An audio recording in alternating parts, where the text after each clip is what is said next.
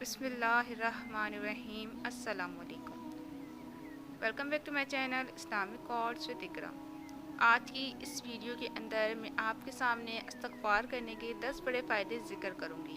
اس سے آپ کو اس بات کا پتہ چلے گا کہ استغفار کرنا کتنا بڑا عمل ہے اور اس کے کتنے بے شمار فوائد اور فضائل ہیں، اور مجھے امید ہے کہ ان فوائد کو سننے کے بعد، ان فضائل کو سننے کے بعد آپ ضرور کوشش کریں گے کہ آپ زیادہ سے زیادہ استغفار کریں۔ سب سے پہلے تو یہ جان لیجیے کہ استغفار کہتے کسے ہیں۔ استغفار کہتے ہیں اللہ تعالیٰ سے اپنے گناہوں کی بخشش چاہنا، اللہ تعالیٰ سے اپنے گناہوں کی معافی مانگنا، اس کو استغفار کہا جاتا ہے۔ استغفر اللہ کہہ دینا بھی استغفار ہے، اللہم اغفر لی کہہ دینا بھی استغفار ہے، رب اغفر لی کہہ دینا بھی استغفار ہے۔ آپ کی جو بھی زبان ہو، اردو، ہندی، پشتو، انگلش، اس میں بھی اللہ تعالیٰ سے اپنے گناہوں کی معافی مانگنے کو استغفار کہا جاتا ہے، لیکن بہتر یہ ہے کہ آپ صلی اللہ علیہ وسلم کے احادیث میں جو استغفار کے اذکار وارد ہوئے ہیں ان کو پڑھا جائے۔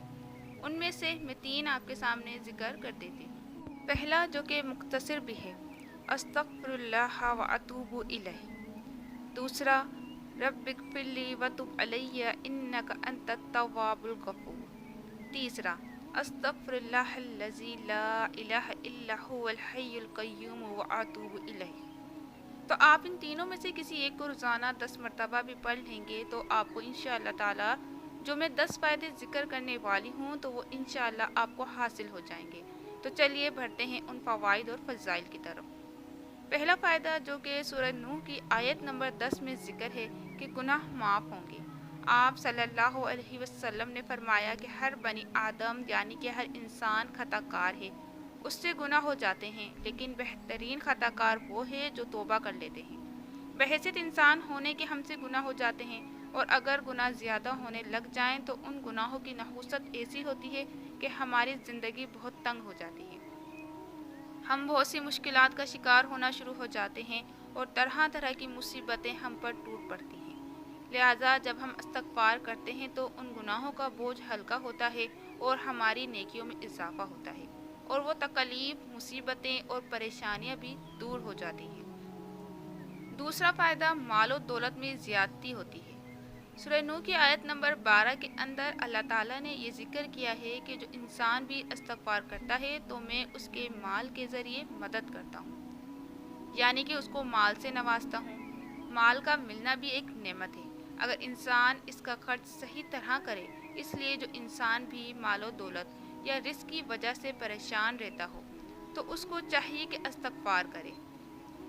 تیسرا فائدہ سورۃ ہود میں مذکور ہے کہ جو شخص بھی استغفار کرتا ہے اس کو خوشحالی والی زندگی نصیب ہوگی۔ اس لیے جو انسان بھی یہ چاہتا ہو کہ میں زندگی میں خوش رہوں، میری خوشحالی والی زندگی ہو، کم سے کم اس کے اندر غم و پریشانیاں ہوں، تو اس کو چاہیے کہ وہ زیادہ سے زیادہ استغفار کرے۔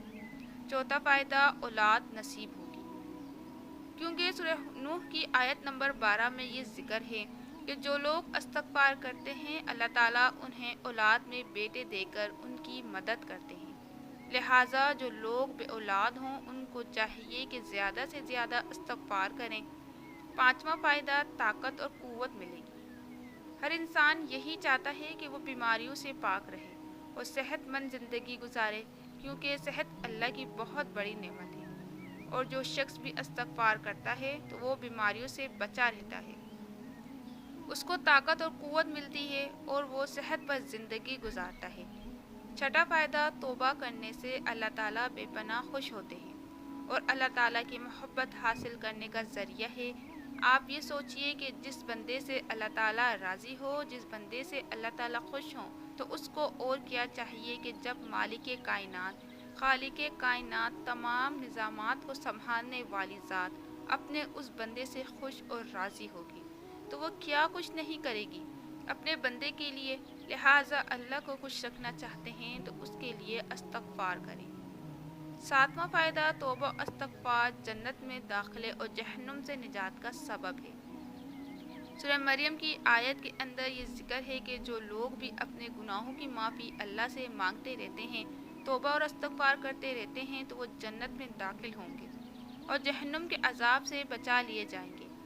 8वां फ़ायदा तौबा और इस्तग़फ़ार फ़रिश्तों की दुआ लेने का सबब है। सूरह गाफ़िर के अंदर ये मज़कूर है कि जो इंसान भी तौबा और इस्तग़फ़ार करता रहता है, अपने गुनाहों की माफ़ी अल्लाह से मांगता है, तो फ़रिश्ते ऐसी मखलूक जो कि बेगुनाह हैं, जो मासूम हैं, वो अल्लाह के सामने उस बंदे के हक़ में दुआ करते हैं जो अल्लाह ताला से माफ़ी मांगता रहता है। 9वां फ़ायदा इस्तग़फ़ार करने से तंगी में आसानी हो जाती है और हर गम से निजात मिलती है और ऐसी जगह से रिज़्क़ नसीब होता है जहाँ से इंसान वहम व गुमा भी नहीं कर सकता। आप सल्लल्लाहु अलैहि वसल्लम ने इरशाद फरमाया, जिसका मफ़हूम है जो कोई इस्तग़फ़ार को लाजिम पकड़े, अल्लाह ताला उसके लिए हर तंगी में आसानी और हर गम से दूरी पैदा फरमाएंगे और उसे ऐसी जगह से रिज़्क़ नसीब फरमाएंगे जहाँ से उसका गुमा भी नहीं होगा। 10वां फ़ायदा क़यामत के दिन नामे अमाल में खुशखबरी होगी इस शख्स के लिए जो तौबा और इस्तग़फ़ार करता है। आप सल्लल्लाहु अलैहि वसल्लम ने एक हदीस पाक में इरशाद फरमाया, मुबारकबाद दी है उस शख्स के लिए जिसके नामे अमाल में इस्तग़फ़ार ज़्यादा हो। यानी जो इंसान भी ज़्यादा इस्तग़फ़ार करने वाला है, तो क़यामत के दिन जब वो अपने नामे अमाल देखेगा तो उसको देखकर वो खुश हो जाएगा कि मेरे कितने ही गुनाह ऐसे थे जो मैंने किए थे, लेकिन वो तौबा और इस्तग़फ़ार की बरकत से ख़त्म हो गए और नामे अमाल में नहीं लिखे हुए। और जाहिर सी बात है, जब गुनाह कम होंगे, नेकियां ज़्यादा होंगी, तो इंसान कामयाब हो जाएगा और जन्नत में दाखिल हो जाएगा। तो ये हैं वो 10 फ़ायदे जो इस्तग़फ़ार करने से इंसान को हासिल होते हैं। और इस्तग़फ़ार करना एक मसनून अमल है, एक सुन्नत अमल भी है जो कि रसूल अल्लाह सल्लल्लाहु अलैहि वसल्लम भी किया करते थे। आप सल्लल्लाहु अलैहि वसल्लम ने एक हदीस पाक में इरशाद फरमाया, ए लोगो, अल्लाह के सामने तौबा करो, बेशक मैं भी दिन में 100 मरतबा तौबा करता हूँ। अब ये सोचिए कि अल्लाह के नबी, अल्लाह के रसूल जो कि मासूम हैं, जिनसे गुनाह नहीं हो सकता, वो भी दिन में 100 मरतबा तौबा करते, तो फिर अपनी उम्मत को ये सबक दे रहे हैं कि तुम भी तौबा और इस्तग़फ़ार करते रहो। हम इंसान हैं, हमसे गुनाह हो जाएंगे, लेकिन हमने तौबा और इस्तग़फ़ार का दामन नहीं छोड़ना। आप सल्लल्लाहु अलैहि वसल्लम ने इरशाद फरमाया, बेशक शैतान ने कहा था अल्लाह ताला से, ए मेरे रब, तेरी ज़ात की कसम, तेरी इज़्ज़त की कसम, मैं हमेशा तेरे बंदों को गुमराह करता रहूँगा जब तक उनकी रूहें उनके जिस्मों में मौजूद रहेंगी। जवाब में अल्लाह ताला ने फरमाया, मेरी इज़्ज़त की कसम, मेरे जलाल की कसम, मेरे बुलंद मर्तबे की कसम, जब तक मेरे बंदे मुझसे मग़फ़िरत तलब करते रहेंगे, मैं उन्हें माफ़ करता रहूँगा। शैतान की ये पूरी कोशिश है कि मैं उनसे गुनाह करवाता रहूँ, उनको फंसाता रहूँ, अपने जाल में उनको गुमराह करके रखूँ। लेकिन अल्लाह ताला ने क्या फरमाया कि अगर वो मेरे से तौबा करते रहेंगे, मुझसे माफ़ी मांगते रहेंगे, तो मैं उन्हें माफ़ करता रहूँगा। क्योंकि अल्लाह ताला को इंसान की तबीयत का और उसके मिजाज का और उसकी फितरत का पता है कि इंसान जो है वो ख़ताकार है, उससे गलती हो जाती है, अल्लाह ताला को पता है। लेकिन अल्लाह ताला ने कहा कि जब मुझसे माफ़ी मांगता रहेगा, मेरी तरफ तवज्जो होकर उनसे अपने गुनाहों की बख्शिश मांगता रहेगा, तो मैं उसे माफ़ करता रहूँगा। और उस माफ़ी के साथ साथ जो मैंने आपके सामने 10 बड़े फ़ायदे ज़िक्र किए हैं, वो भी नसीब होंगे। ये 10 फ़ायदे तो चंद फ़ायदे हैं जो मैंने आपके सामने ज़िक्र किए हैं। इस्तग़फ़ार करने की और भी बहुत से फ़वाइद इंसान को हासिल होते हैं। इसलिए आप ये ज़रूर कोशिश करें कि दिन के अंदर 100 मरतबा इस्तग़फ़ार किया करें। अस्तग़फ़िरुल्लाह कह देना भी इस्तग़फ़ार है। अल्लाहुम्मग़फ़िरली कह देना भी इस्तग़फ़ार है। रब्बिग़फ़िरली कह देना भी इस्तग़फ़ार है।